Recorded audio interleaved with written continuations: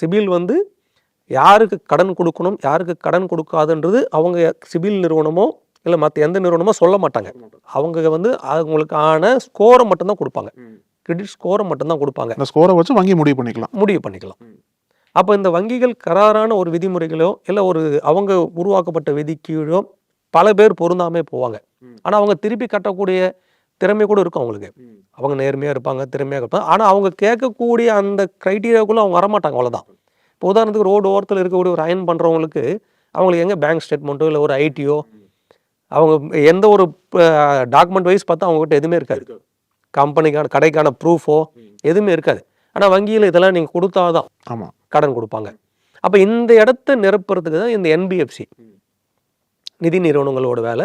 இந்த இடத்தெல்லாம் பெருசாக அவங்க கவனிக்க மாட்டாங்க. அவருக்கு வியாபாரம் பண்ணுறாரு, நேரடியாக விசிட் பண்ணுவார். ஒரு நாளைக்கு இவ்வளோ ஆகுது, இதெல்லாம் இவ்வளோ கொடுத்தோம்னா 2 லட்சம் 5 லட்சம் கொடுத்தோம்னா திருப்பி கட்ட முடியும். இதுதான் என்பிஎஃப்சி. மேக்சிமம் எதெல்லாம் வங்கிக்கு உள்ள அதிகம் கவனம் வைக்கிறாங்களோ அதில் குறைச்சிக்கிட்டு இவங்க அந்த மைக்ரோ ஃபைனான்ஸ் கிட்ட கவனம் அதிகம் வைப்பாங்க. ஒரு நாள் கூலி வாங்கக்கூடிய தொழிலாளர்களுக்கு இந்த மாதிரிலாம் நிறைய மைக்ரோ ஃபைனான்ஸில் நிறைய இன்னைக்கு என்பிஎஃப்சி வந்துடுச்சு. இது 2 சார்.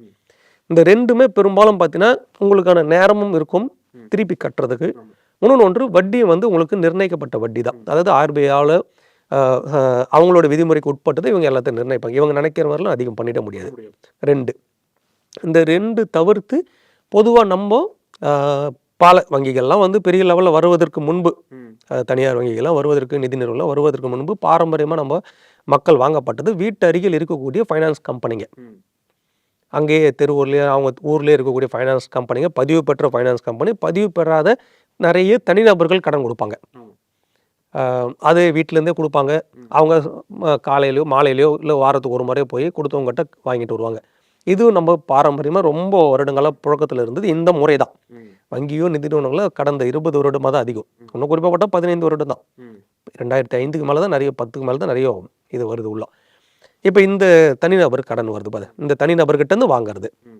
இதை தவிர்த்து ஒரு மனிதர் எங்கே வாங்குவாங்க பார்த்தீங்கன்னா உறவினர்கிட்ட நண்பர்கிட்ட வாங்குவாங்க. அது பெரும்பாலும் வட்டி இருக்காது.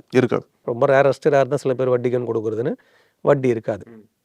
இப்போ இந்த கடன் முறையெல்லாம் வந்து ஒரு தனி குடும்பம், ஒரு குடும்பத்துக்காக வாங்கப்படுறதோ இல்லை ஒரு வியாபாரத்துக்காக வாங்கப்படுறதோ பார்த்தீங்கன்னா அவங்களோட சாய்ஸ் வங்கியாக இருக்கும்.